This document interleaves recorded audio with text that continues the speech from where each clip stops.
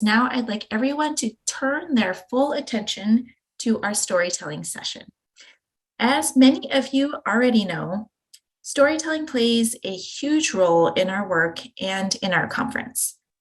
Throughout these 3 days, among the amazing experts we have lined up to speak are people with lived experience of homelessness with their companion animals. At My Dog Is My Home, we provide a platform for people with lived experience to speak in their own words, be heard, and to advocate for what matters to them. We are going to start off by playing a video with one of My Dog Is My Home's storytelling participants from our 10-year anniversary celebration in Los Angeles, Anita Gonzalez. Anita will then join us afterwards for a live audience Q&A. Anita lives in Tahunga, California. She loves heavy metal and has a fascination with New York City's musical theater scene. Her dog, Princess, is now 10 years old and nearing the end of her life. Princess and Anita have been together through hard times, and their relationship has grown and evolved tremendously throughout the time they have been lucky enough to share with each other.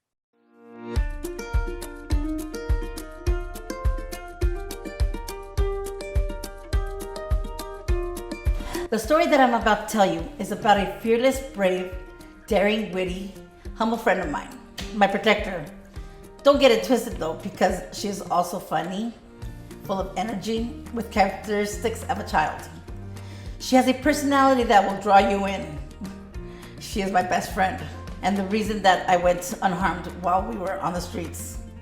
The one that never left me and always stayed by my side, no matter what. She has always been loyal to me and to the other people she loves. Her name is Princess, and she is an American Staffordshire Terrier, also known as Bruno's Pit.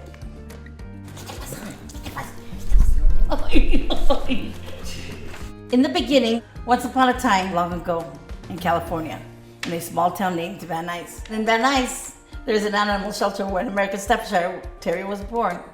On the other side of that same small town, there was a couple living in a big house with a big yard. The couple's names are Anita and Martin. The couple realized and noticed that there was something missing from their house. Martin had stated, "What is really needed is a dog to watch over the house." Peekaboo Princess. One day the couple's friend Beaver came to visit them. With him he had a dog. Her name is Princess. Beaver was told that they were looking for a dog. And then Anita bought Princess from Martin. Martin was happy. As for Anita, she wasn't so happy, especially when Princess would go MIA. Anita would call out for her, "Princess!" But she was nowhere to be found. When Anita had asked her roommates, they would giggle and lift their blankets up, and there she was, warm and relaxed. Anita would burst out yelling, "Oh hell no! That's not why we got you. We got you to watch over the yard and bark when people come in. Not to be under people's blankets and sleeping." Princess started showing progress. Not too long after Princess joined her new family, she was doing what was expected from her. When someone would get too close to the fence or come in the backyard, she would run looking for Martin or Anita. She would then point towards the backyard to indicate that someone was out there. Slowly, Anita was getting used to Princess, but Martin was happy with her. But as for Princess, well, let's just say who wouldn't be happy to finally be in their own home, where she was given all the extra leftovers and be fed like a princess. The tragedy. On one cold, gloomy day, a sadness came upon Anita. It was the day that Martin passed away. Now with him gone, Anita was all alone and felt empty. Anita was not doing so well. She was getting sick more frequently from all the stress. Days later, Anita's sister-in-law told her she had to leave the house. She stated, "I don't care what you do or where you go." The following day, Anita was removed from her home of 10 years. Anita got out of jail the very next day.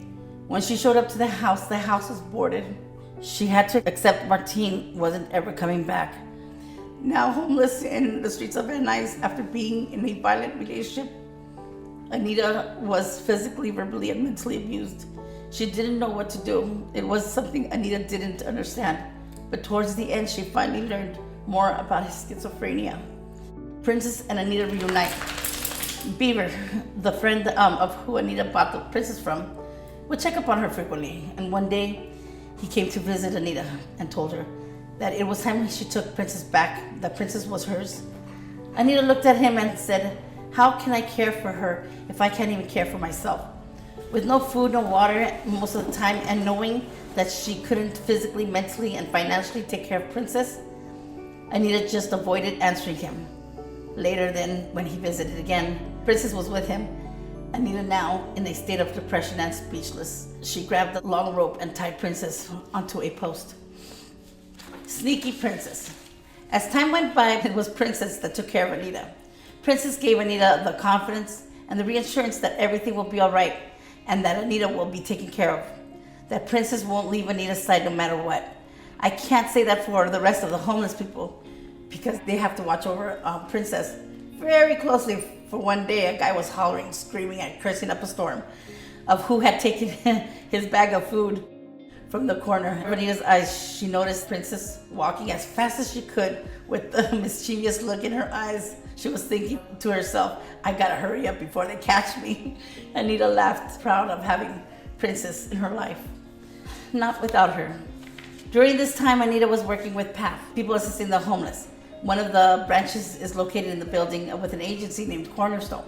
PATH would visit Anita to start her process for a voucher to get her housed.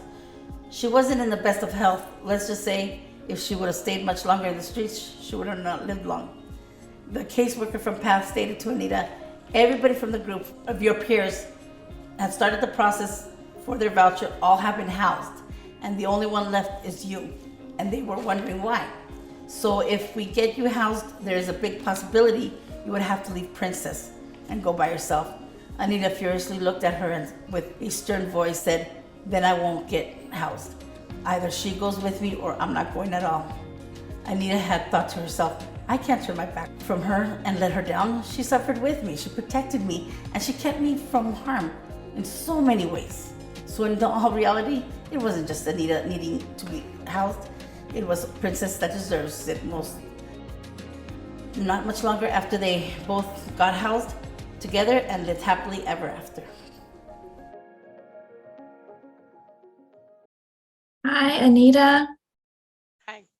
Thank you for joining us today and for sharing with all of us your journey and your relationship with Princess.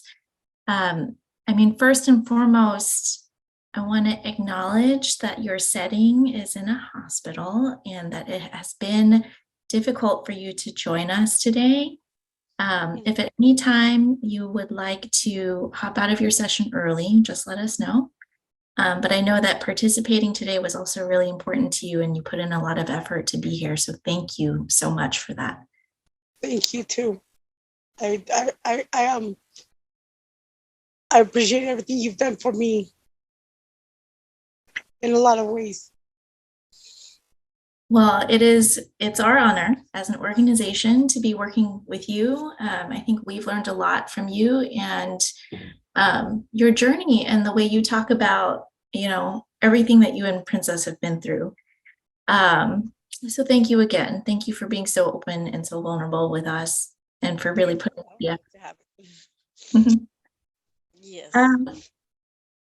So folks, we'll be entering into a question answer period with Anita. And if you have questions for Anita, you can put them in, let's forgo the chat, the Q&A. Let's just leave things in the chat. Let's just leave things in the chat because people are active there right now. And I don't want to have people toggle back and forth between the windows. But Anita, when I see questions come through, I'll go ahead and read them out to you. So while people are getting their thoughts together, we've obviously just watched that beautiful video of you and Princess in your home. I have a few questions of my own for you. So you were one of our storytelling participants for our 10-year anniversary celebration in Los Angeles. You spent a long time working with our storytelling facilitator, Shoshana, on preparing and crafting your story for the event. I wasn't in those workshops with you, but I heard that it was a really great experience for you and that it opened a lot of doors for your own reflection. Can you tell us a little bit about what reflecting on your journey and your relationship with Princess did for you? Like, why was it so meaningful? It was meaningful because I was able to open up. I thought I had taken care of a lot of the issues that I went through, but I realized that I just have I've not just I've ignored a lot of them and thought that I was going forward in life, but in all reality, I was just pushing them, shoving them somewhere so that I won't feel them no more. And so when I was working with them through, that's why I decided to do it as a third person, not as a me saying it like if I'm just telling this, I'm not just as me telling you my story straightly. I wanted to do it as a third person because if I was doing it as a third person, I would go on and ramble on, and I won't be able to stop. I can tell you that much. But it helped me also put it together to where I'm able to understand myself, if that makes any sense. And it made a lot of sense for me when that's why I made a special book for Shoshana, and I gave it to to the organization so that they could so to so that I could pay, because I could never pay back for what you guys have done for me. I could never have gotten that kind of um satisfaction in life, you know, and you guys gave it to me, and I needed to give it back in a way. Does that make Well, sense? it does. It absolutely makes sense. Thank you for your thoughtfulness for gifting that book to us. It really is something that Shoshana holds on to and treasures. She really loves it. And you I put know a she didn't want you to let me borrow it. to what? Remember I was trying to borrow it for the reading. Oh yeah, I go, you know what? Just never mind. right. Yes. Yes, she did share pictures with me, but she wanted to make sure that it's her treasured item, her treasured gift from you. So that's okay. Um, but thank you. Thanks again for sharing. What a meaningful experience that was for you. So you've been through a lot with Princess over the years, and she's a bit of an old lady now. Are you Yes. comfortable with Yes. sharing? Mhm. She like I had said in the beginning, me and Princess did not get along. I was like, whatever's. And then but when she started growling at people, when people would come to my tent, or when even if I was to hug somebody, or if even I was to shake somebody's hand, she would be growling at them and everything. She wouldn't let nothing or nobody come to me. So for somebody to have came to me and said, hey, we're gonna house you, but your dog has to stay here, I was like, I can't have that. Nobody, I don't think there's nobody in the world who would let their animals stay on the street while they had that helped them out throughout the whole time. You Mm, know what I mean? right. It's just when you get lonely, you have somebody to talk to. And even if when you're frustrated and you're talking a whole bunch of shit, they don't talk shit back to you. I mean, they don't talk stuff back to you. So they're there through the good times, through the bad times. It's just like it's having your bestie there. Mhm. You know, Yeah, I don't think I would ever trade her for anybody else in the world. that's Uh, beautiful. it's and for them to that, and before I've known people that a lot of people did get separated with their from their animals because just to get housed. It's sad. I don't know how people could deal with that. It is sad. It's a terrible choice that people have to make. And I think, homeless services providers really should be asking themselves, like, why are we making people make this decision? Nobody should be separated from their best friend. Yeah, and there's a couple of questions here that are coming through in the chat actually about how you made it into housing. I mean, Princess is obviously like a large breed dog. And there are some landlords and housing providers who really like shy away from that. Like if it was a smaller dog, maybe you would have had an easier time. But did you ever feel that Princess's size or her breed made it more or less difficult for you to find housing? it was difficult to find housing, but she's not an animal support. She's not what is it called? An emotional support animal. An emotional support animal. Yes. Mm, In and if you could get that like through your mental health and through your mental health will clear them as a or even your doctor will clear mhm. them up as your emotional support animal. Right. Yes. Right. That's a tool that some people use to stay with their animals, but also obviously, our animals provide us with emotional support. once Yeah. once I got her in there, I just had to make sure that I kept up her rabies shots, and that's about it. And then Mhm. there's actually only two large breeds in my building. All the rest of them are tiny, so I have to watch when I leave Uh, those. you feel like you have to be extra careful? I have to be extra careful because Princess had gone through a lot when she was on the street. Mm. She fought three pit bulls of her own, so she can't be really around large animals. And the small ones, she'll pick up with her and she'll throw them to the side. She won't hurt them, but she'll just pick them up and throw them to the side. But Mm. she has, she alone has, so she spends a lot of time by herself.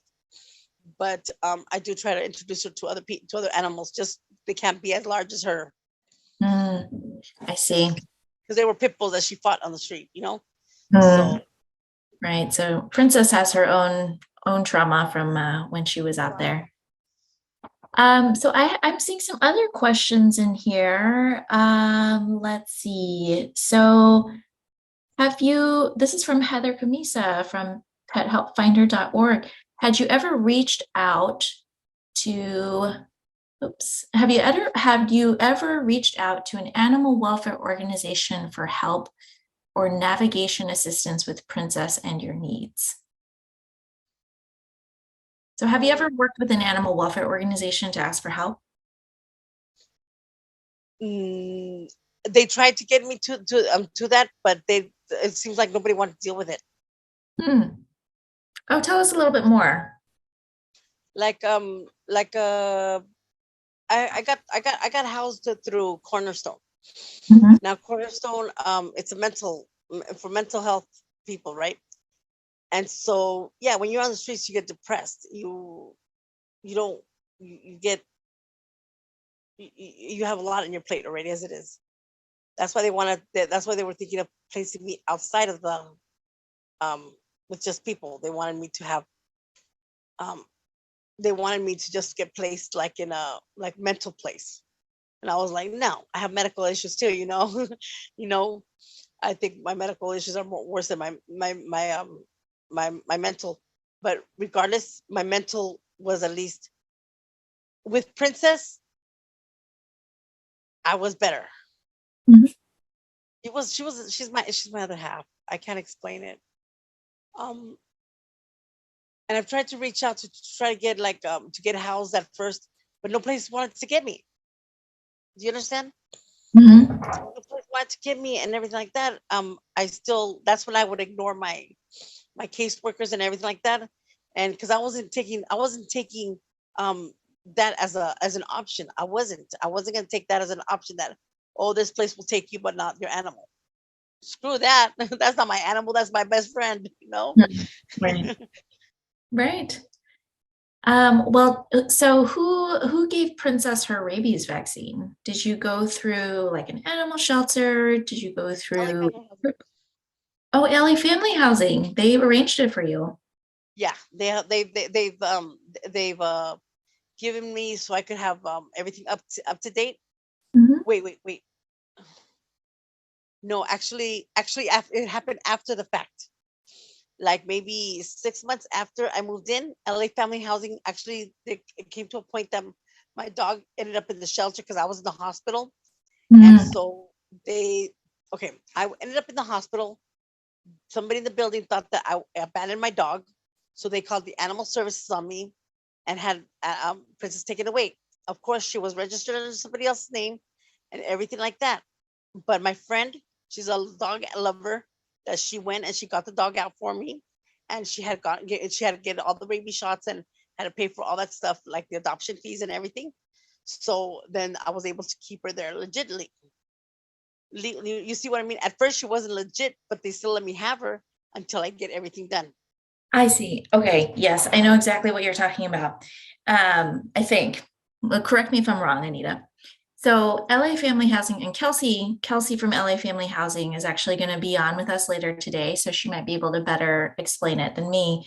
But LA Family Housing has a policy or practice where, like, sure, a person has an emotional support animal, but we're not going to make you like prove it by submitting all of these things and these rabies vaccines and things like that. Let's get you and your dog in first. And then with time, as you're ready, we will gather all the documents from you later. We're not going to let that stand in the way of you getting housed with your dog. Does that sound about right? Yeah, they didn't make it a big thing of it when I first moved in. Mm-hmm. But then Right. when they finally it ended up being a situation that she got taken away from me because, like I said, I was in the hospital. They thought I was abandoning her, and I wasn't. And so I had to pay. They had to pay. They had to get paid off with when she got taken out. Right. And when you say your friend helped get Princess out of the shelter and paid the fees, was that like a personal friend of yours or somebody who Yeah. worked at LA Family Housing? It's somebody that I there's somebody it's one of those girls. It's one of my friends that she would take a dog out of a shelter, but not a man out of a jail. Oh, okay. You see what I mean? Yeah. Yeah, she goes, ask me to take your dog out of a shelter anytime, but not a man out of jail. Mm. So she's a dog lover all the way through.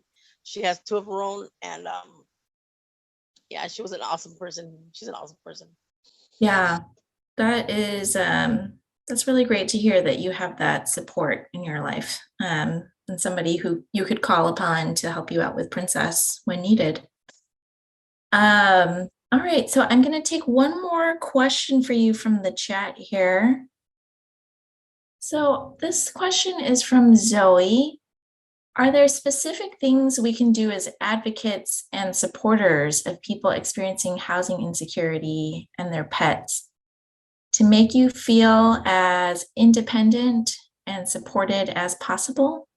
So, in other words, what you have a special audience here, Anita. You have people who work in animal welfare organizations, and then you have people who work in homeless services organizations. We're all gathered to see how we can support people experiencing homelessness and their animals. How can we support these families in the best way possible? So what is one piece of advice that you have for us as professionals? The only thing that comes to mind is just listen. Listening will give you and like me, sometimes my talking may not be all that perfect, but if you listen to what I say, sometimes um I'm telling you what I need by just talking. Now everybody has a way of, like I said, everybody has a way of talking, and sometimes it's just the simplest things, and sometimes we might have need harder things, but just listening to what we have to say, anybody has to say, they'll tell you everything that they need. Does that make sense? Yes. Yes. Now, I mean, like you can, there's people that listen to you and only hear what they always hear from other people, but they're not listening to you as one individual. Yeah, that's a really great, I like the way you put that. That's a good reminder that we shouldn't be sort of mining people's stories for what we want to hear. Right. We should really be listening to what you're saying. So thank you very much, Anita. So we're actually at the end of our question answer session with Anita. Anita, I want to thank you for being here. I know, and I want everyone to know that this entire process really was not easy for Anita. She put in a lot of effort to learn how to use Zoom, to be available for filming, and to be here today. So, you know, we let her know she didn't have to participate, but she was very committed to it. She wants to share her experiences because Princess really does mean a lot to her, and she wants to share that with you all. So we appreciate all that you've done to be here with us, Anita. Thank you. All Thank you. Thank you for having me. I do appreciate that. Okay. right. Have a good rest of your day. Be well. All right. I will. Take care. Take Bye. care.